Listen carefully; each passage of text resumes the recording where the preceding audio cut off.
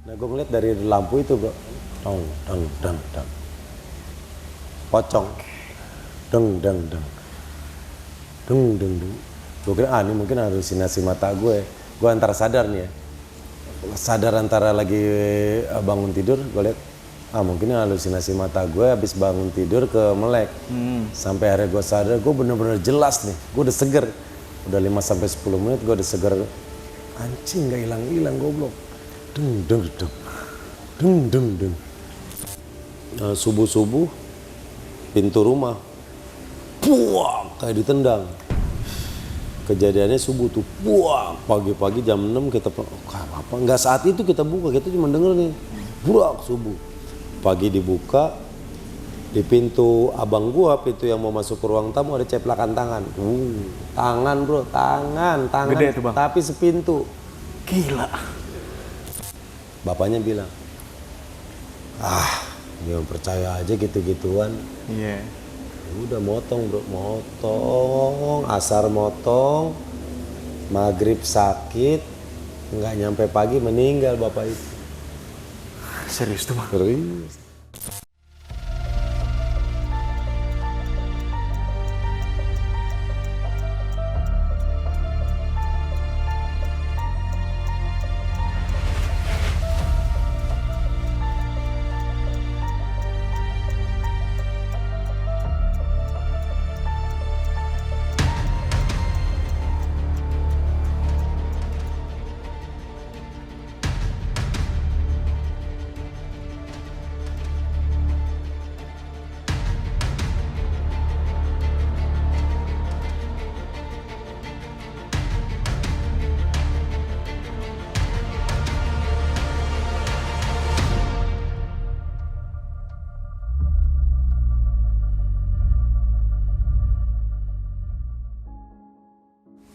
Oke, assalamualaikum warahmatullahi wabarakatuh. Balik lagi dengan gue Indra di besok pagi. Sebelumnya gue sangat berterima kasih banget buat teman-teman semua yang sudah mensupport, menonton, mendengarkan besok pagi sampai saat ini. Semoga teman-teman semua yang mendengarkan dan menonton video ini selalu diberikan kesehatan oleh Tuhan Yang Maha Esa. Di kesempatan kali ini yang pastinya gue masih mendatangkan narasumber nih. Tapi di segmen kali ini juga gue mendatangkan narasumber yang agak beda. Biasanya lu mendatangkan narasumber tentang cerita-cerita pendakian gunung horornya, tapi kali ini pokoknya beda lah, spesial banget buat kalian semua. Kita langsung aja sapa narasumber gua kali ini. Halo, Bang Denny. Siap. Sehat, Bang? Indra, siap, Indra. Thank you udah main ke rumah. Bang Denny Cagur. Siap. Gua lagi mampir ke rumah Bang Denny Cagur. Tadi kita habis tukar-tukaran konten, Bang ya. Benar. Dan di situ gua menceritakan pengalaman pendakian gua di Argopuro, perjalanan 5 hari 4 malam di channel Bang Denny Cagur nih. Nah, Oke, seru banget. kali ini Bang Denny, kalau kita bicara tentang mistis Bang ya, Ya, pernah ngalamin hal seperti itu nggak sih Bang? mengalami beberapa kali, dan gue termasuk yang menikmati gitu. Gue tuh makanya gue bikin konten di channel gue Plesetan, gue nyari bro. Nah iya tuh, gue juga nontonin channel Plesetan tuh. Iya. Kenapa Bang seperti itu? Nah karena kalau gue mundur ke belakang ya, gue beberapa kali ketemu orang. Gue pernah syuting sinetron. Waktu itu sinetronnya Indra Kula. Keseringan gue syuting malam karena temanya adalah horor komedi. Nah gue sering syuting malam waktu itu di daerah Puncak, di rumah-rumah penduduk, di perkebunan teh. Nah waktu syuting di salah satu villa, ada kameramen ngomong sama gue gini, Bang, ya saya boleh nyampein sesuatu nggak? Kenapa Pak? Nah, jangan marah ya. Enggak, kenapa harus marah? Orang kita ngobrol aja, nggak apa-apa. Apa Pak? Gue kira ada apa yang mau disampaikan. Ya maaf ya, saya cuma nyampein aja yang saya lihat. Emang Bapak ngeliat apaan? Ya, gue udah mulai mikir, wah mistis sih. Emang Bapak ngeliat apaan? Bang Denny ada yang nemenin. Ada yang nemenin gimana? Asisten saya Pak. Enggak, gaib. Maksud Bapak? Oh gue udah serius tuh, gue udah mulai deketin. Maksud Bapak gimana? Karena kan gue penasaran. Ada bapak-bapak pakai baju putih, tua, baju putih, rapi, sama satu macan. Pertanyaan gue pertama, ganggu nggak Pak? Enggak sih, dia ngejagain. Oh ya, makasih ya Pak. Udah kepikiran tuh satu. Berapa tahun kemudian ketemu orang ngomongin gitu juga. Bang, maaf ya Bang ya. Abang ada kodamnya ya? Maksudnya apaan? Nggak ngerti saya gitu. Emang kan gue ngerti bro gitu-gituan. Yang disampaikan sama. Gue ada yang ngikutin. Kakek-kakek. Nah kalau yang kedua gue denger dia kakek-kakek. Tapi sama baju putih. Baju putih sama macan-macannya sama. Sampai 3 kali gue mengalami itu.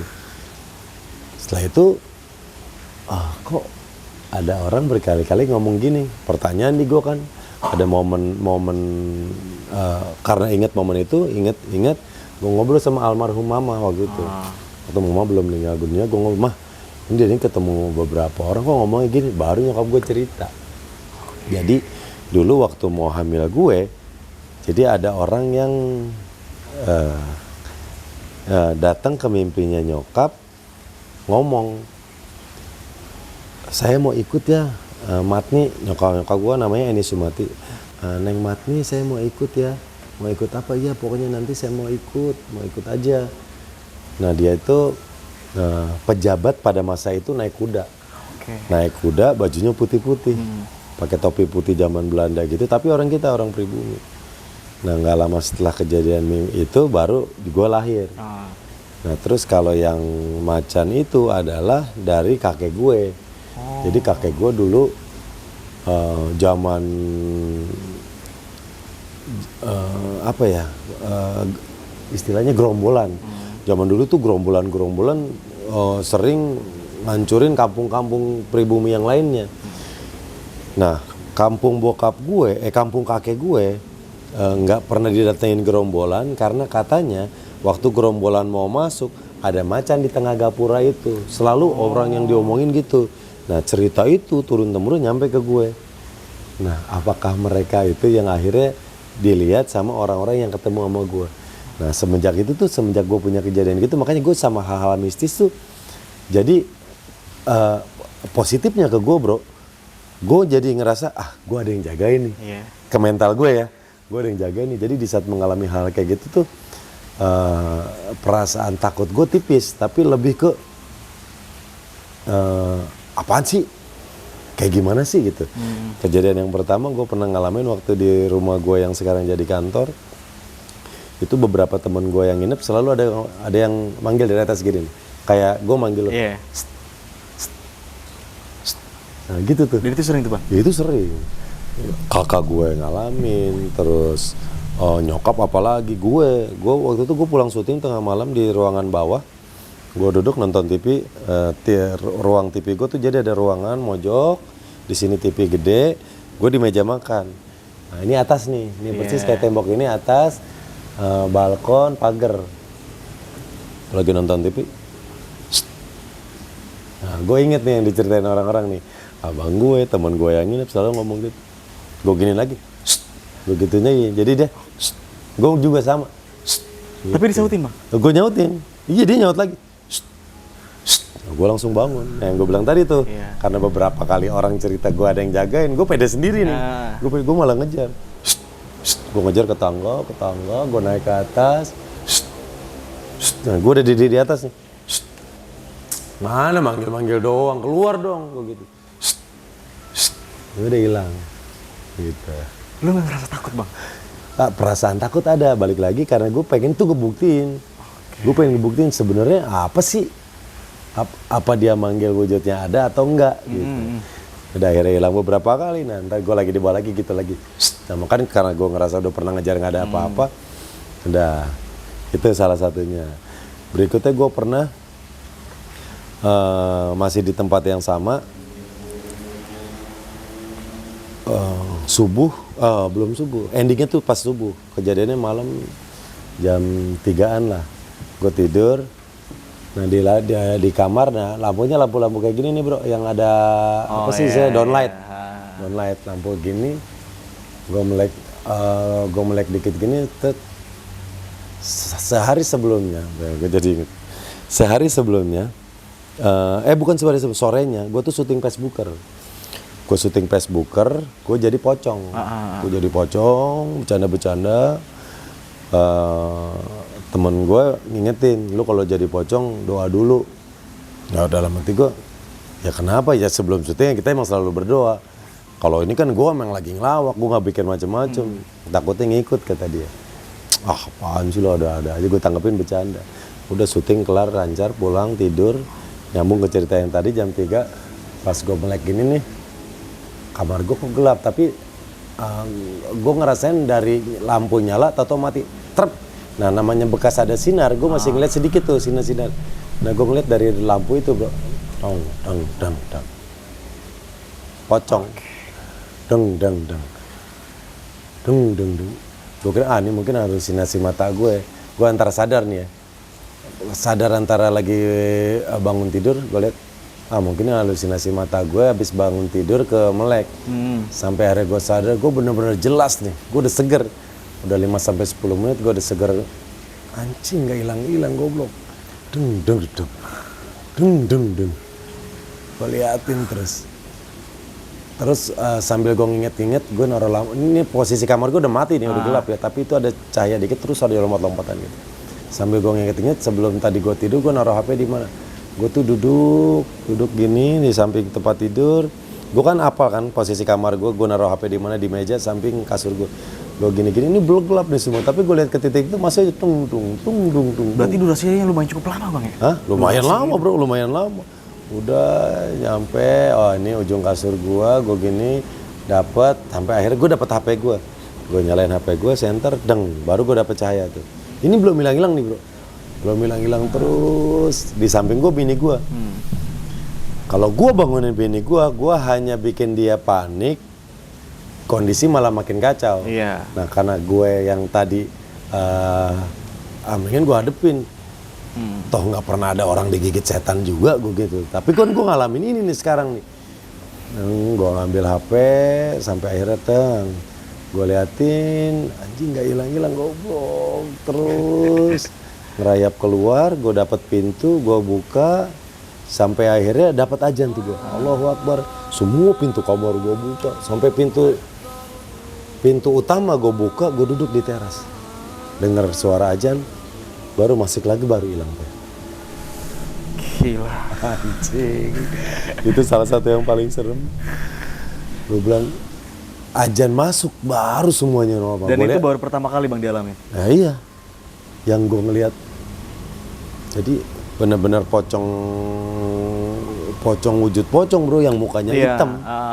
Mukanya hitam, dan gue mulai dari tidur sampai duduk sampai ngerep tuh gue masih ngeliat terus. Udah di ruang tengah sempet diem dulu sampai akhirnya gue ngebuka pintu. Buka pintu, ajan masuk, baru masuk ke dalam. Lampu nyala baru. Pas sebelum lampu nyala pun gue ke kamar, gue masih gini pakai senter, baru hilang.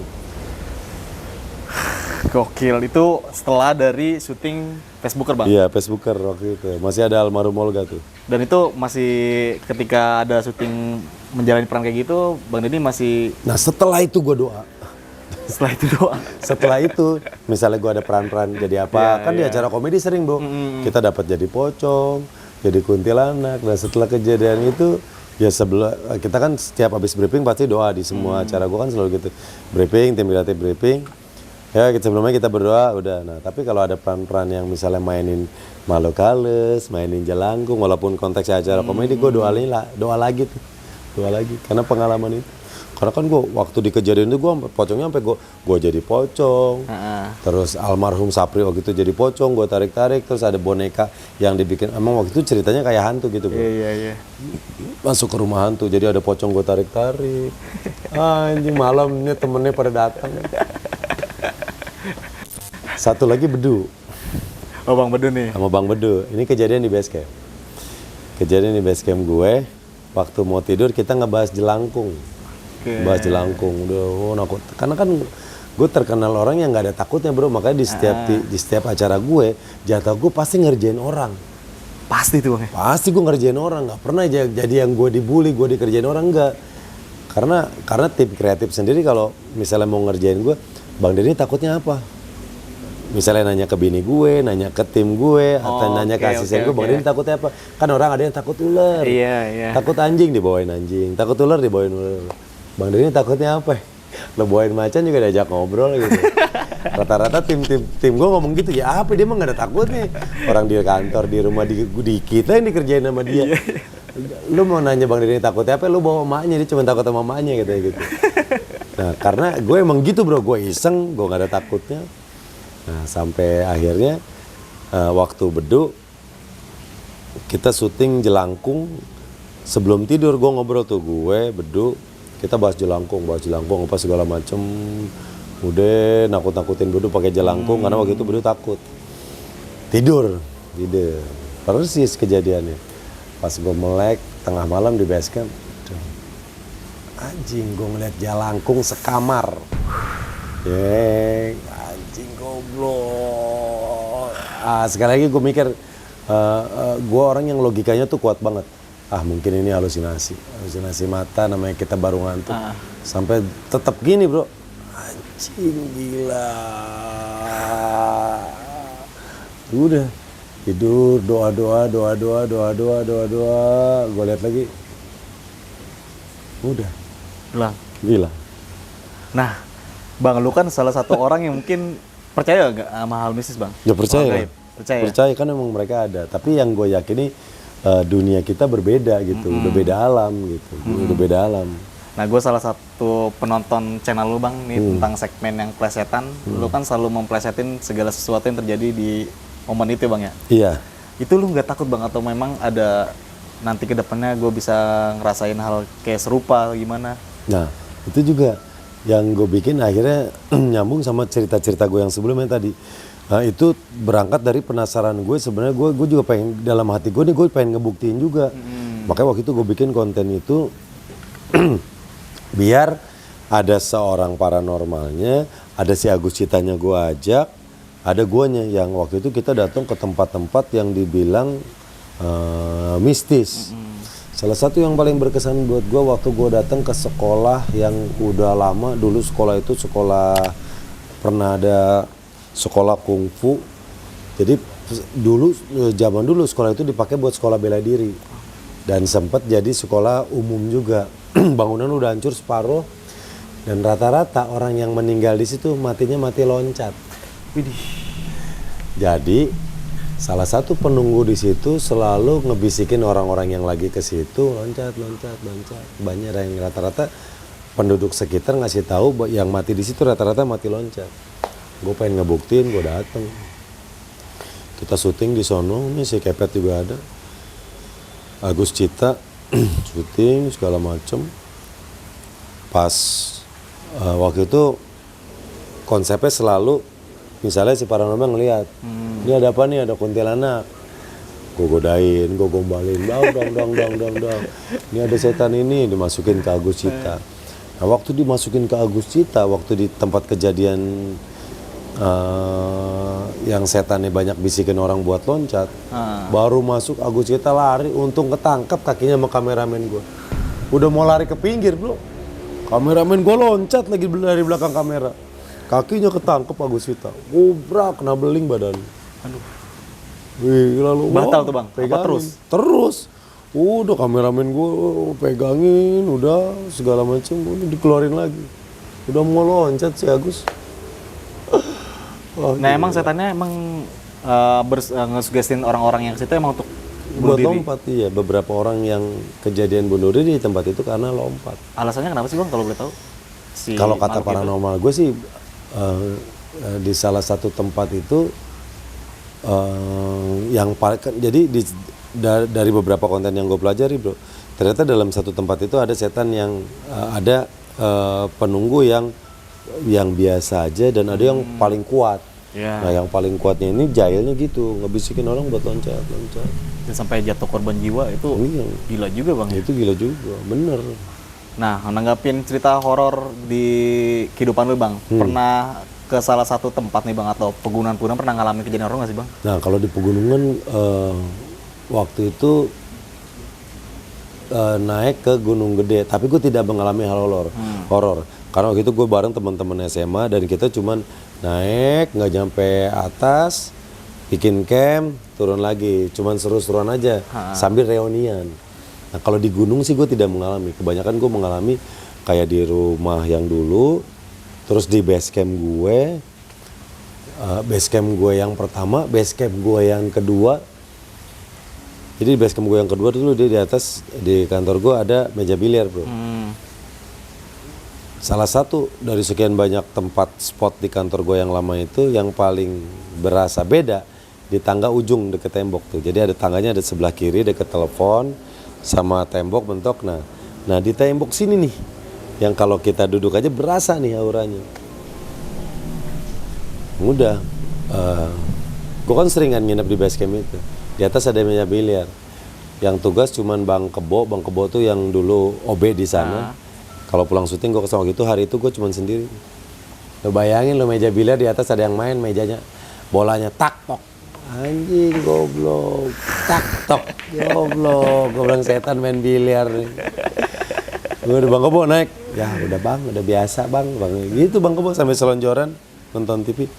Kebo, siapa yang main biliar? Ya kalau saya cerita mah nggak enak. Saya mah hampir tiap malam dengerin kayak gini, anjing. Kayak bola ketemu bola bro, tok.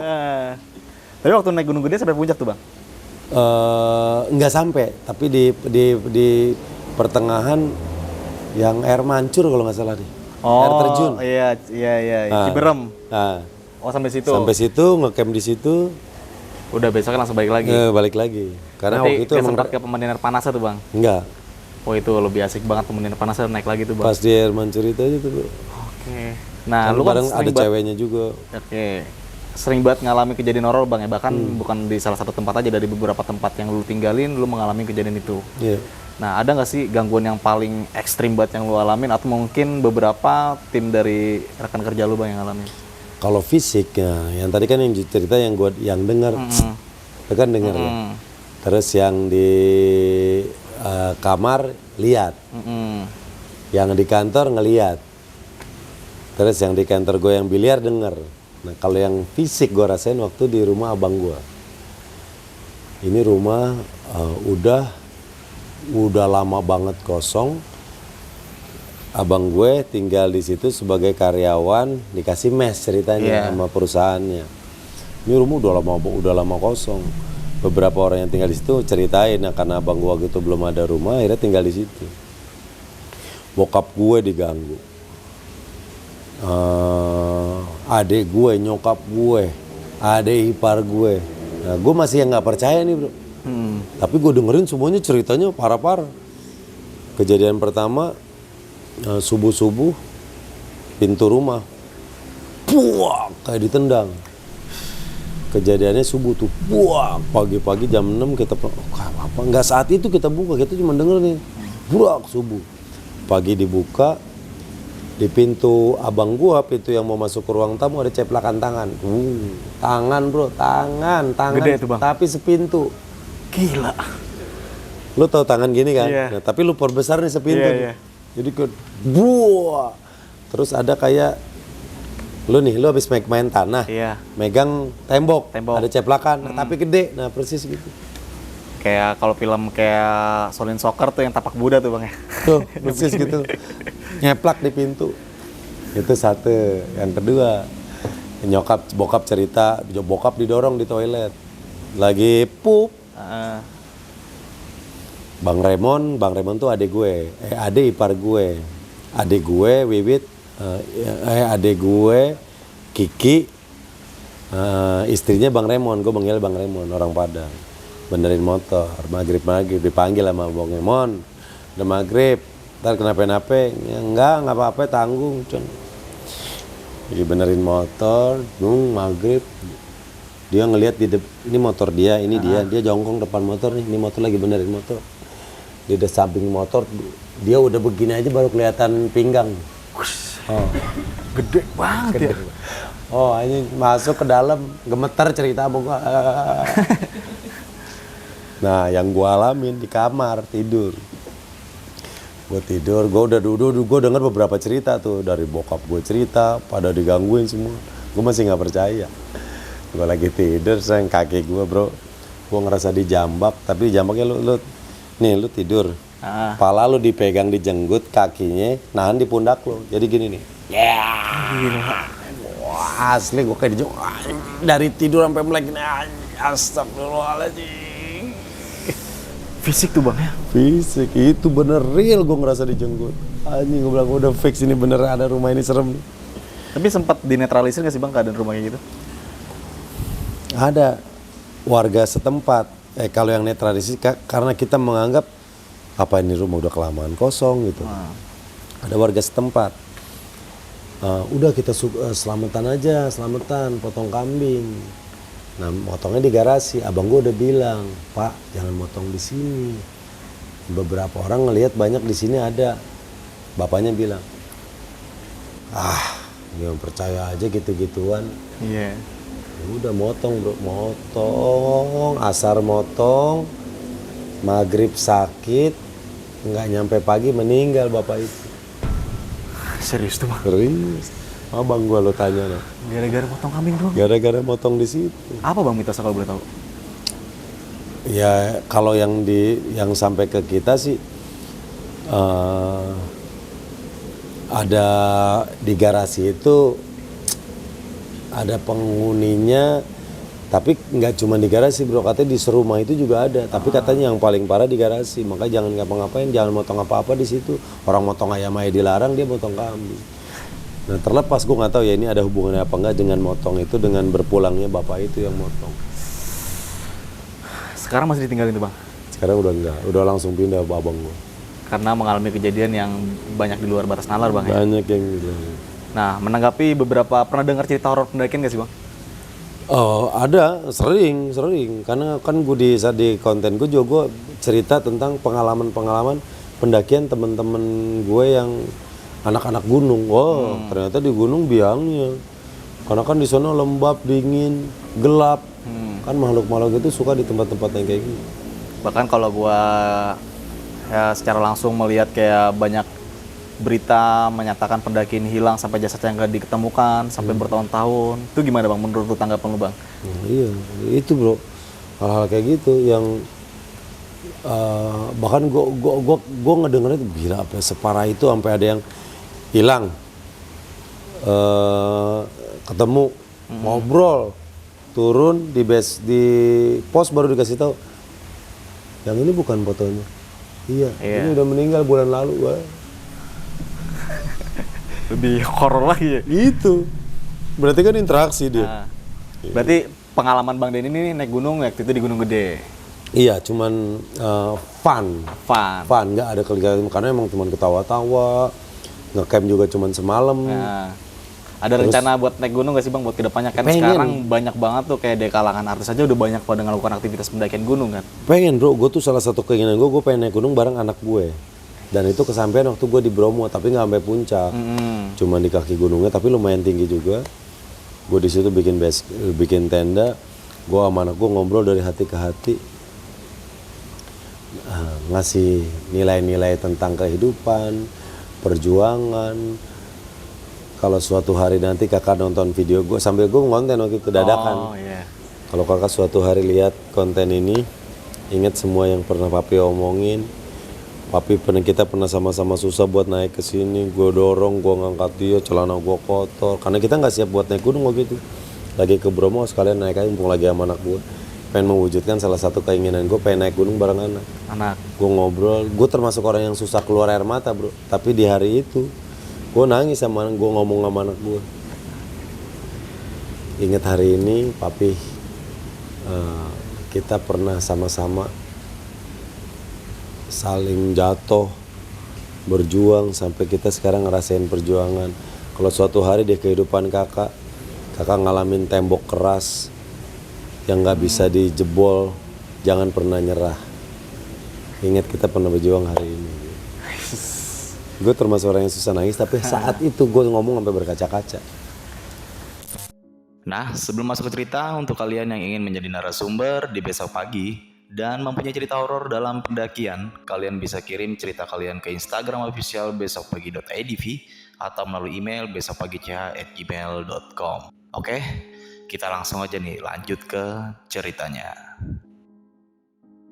Gitu. Berarti lu ngasih motivasi ke anak lu Bang ya? Iya, Dengan beberapa pengalaman yang udah lu jalan ini Bang. bener. Nah, kalau bicara tentang pengalaman nih Bang. Ya. Kan lu tadi sempat membahas kalau ada tembakan keras berarti lu sempat mengalami namanya hidup yang benar-benar susah-susah banget gitu. Wah, kenyang bro hidup susah. Hidup susah gue tuh panjang banget. Gue pindah-pindah kontrakan aja sampai 7 kali, pindah ke 7, baru itu gue pindah ke rumah gue sendiri. Jadi dulu tuh awalnya bokap gue sebenarnya punya rumah di daerah Kayu Manis, Matraman situ bokap gue punya rumah. Tapi lingkungan di situ gue merasa kurang sehat buat papa dan gue anak-anaknya yang masih kecil-kecil. Karena bapak gue dulu di situ jawara, sering ribut, berantem. Berarti lu ditakutin dong Bang di kampus itu? Bokap gue ditakutin, bokap gue jawara. Bokap sering ribut, berantem, sampai nyokap gue stres nih. Karena suaminya, orang-orang mah kan undangan pengajian, ini undangan berantem mulu. Kalau ada maling ketangkap, bokap gue belum mukul, yang lain gak berani mukul bro.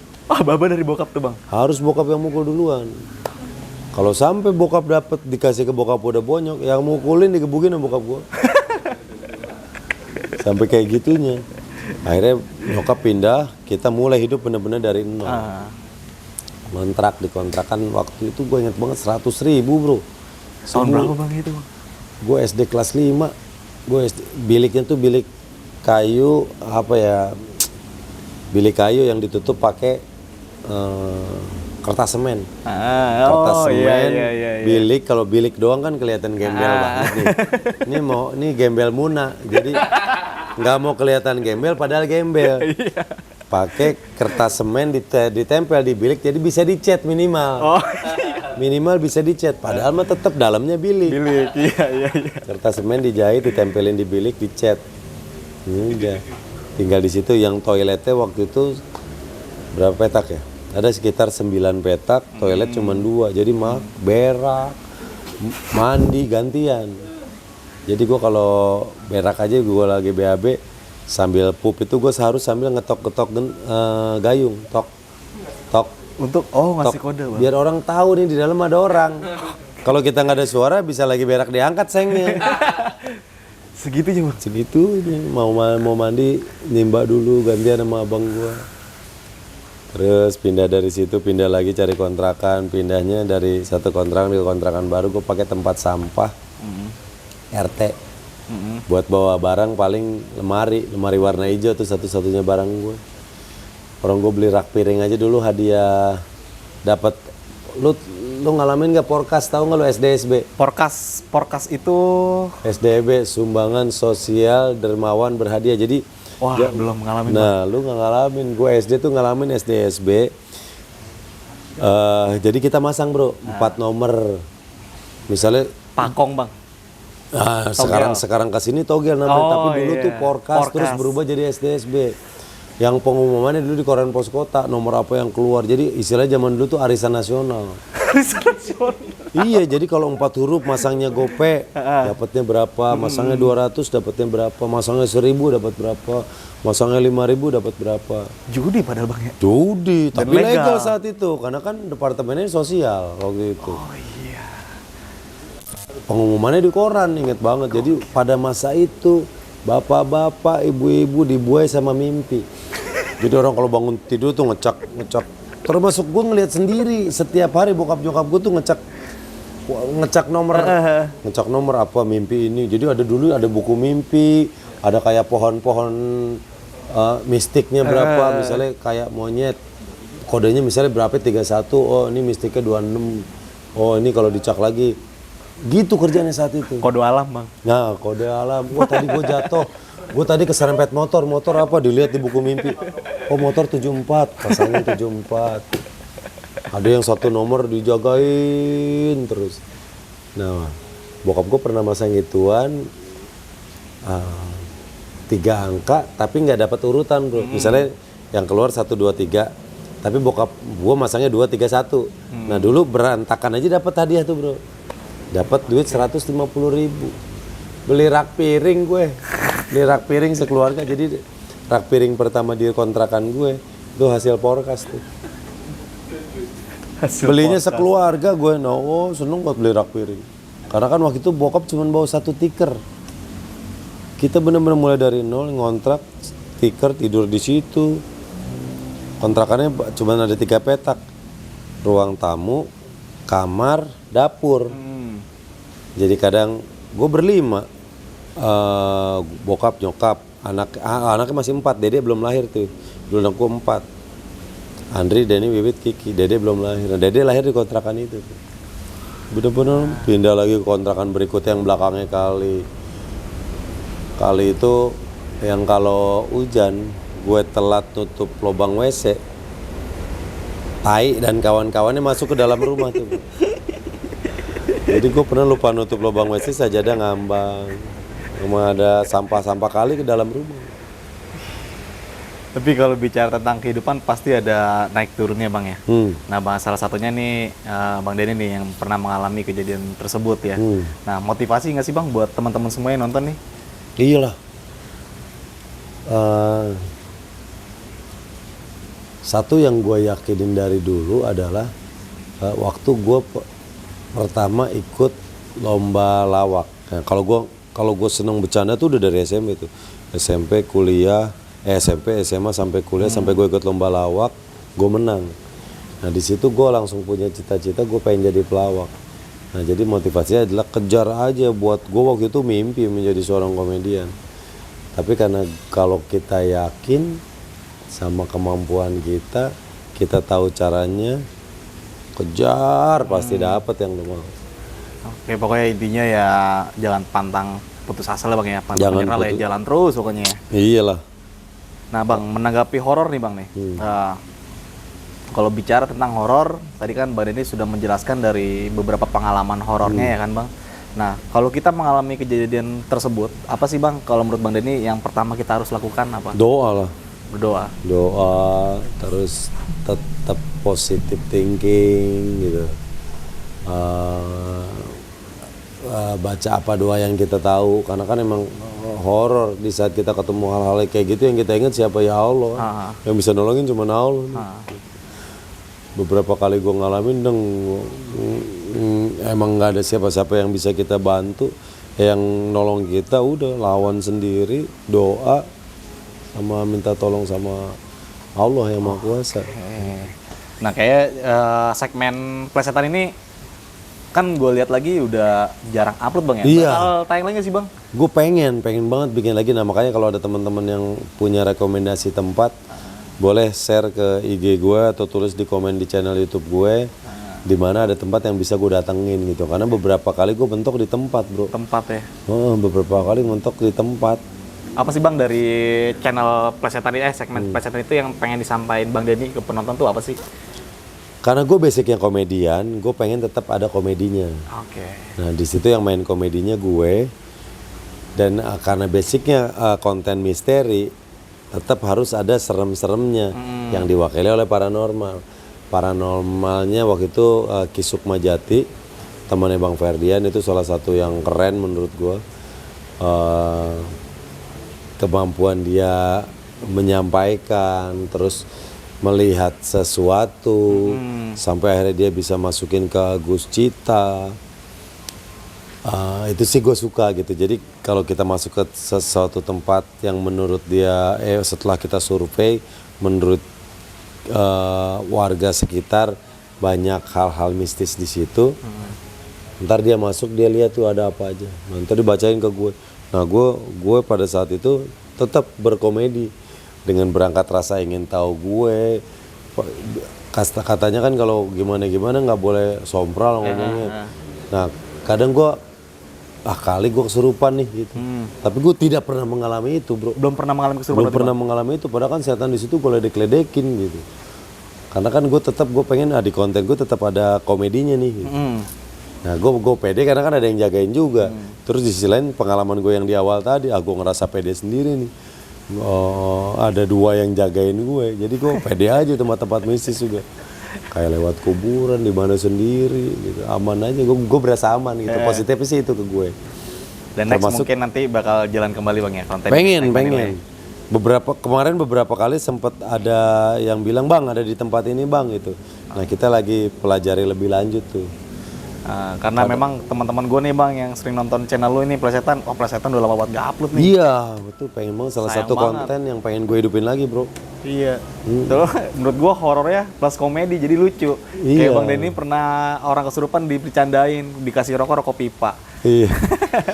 Ada yang kesurupan setan bengkok, gue suruh duduk, kursinya gue tarik ke jengkang. Terus orang Agusitan nih lagi kesurupan, lagi baru dimasukin. Udah masuk lagi serem-serem ya, gue ajak. ABC 5 dasar nama-nama artis. A, B, C, D, F, G, Gading Martin. Gisel, nama artis, weh. Oh, nama artis, masa lu nggak tahu artis sih? Lu gitu-gitu. Kocak banget. Tapi nggak ada rasa takut gitu bang. Gue bercandain, gue ngeri kena batunya nih. Ya bismillah aja sih, karena kan gue pengen seru juga di konten itu gitu. Jadi rasa takut sih manusiawi ada, tapi lebih ke gimana biar ini tetap seru gitu. Kali aja nih setannya marah ke gue, masuk ke gue ngarepin gitu. Dan belum pernah juga bang. Belum pernah kejadian. Kesurupan berarti belum pernah bang? Belum pernah. Sama gue juga belum pernah kesurupan. Rep-repan gue pernah bro. Rep-repan? Rep-repan tuh kayak kita mau kesurupan tapi belum jadi. Cing, kita sadar nih. Iya. Cing, kenapa nih tau dada gue kayak nyesek. Gue tahu nih ada yang mau masuk, tapi antara gue masih bisa ngelawan sama dia belum masuk, tapi kayak gue udah gue narik tangan aja nggak bisa.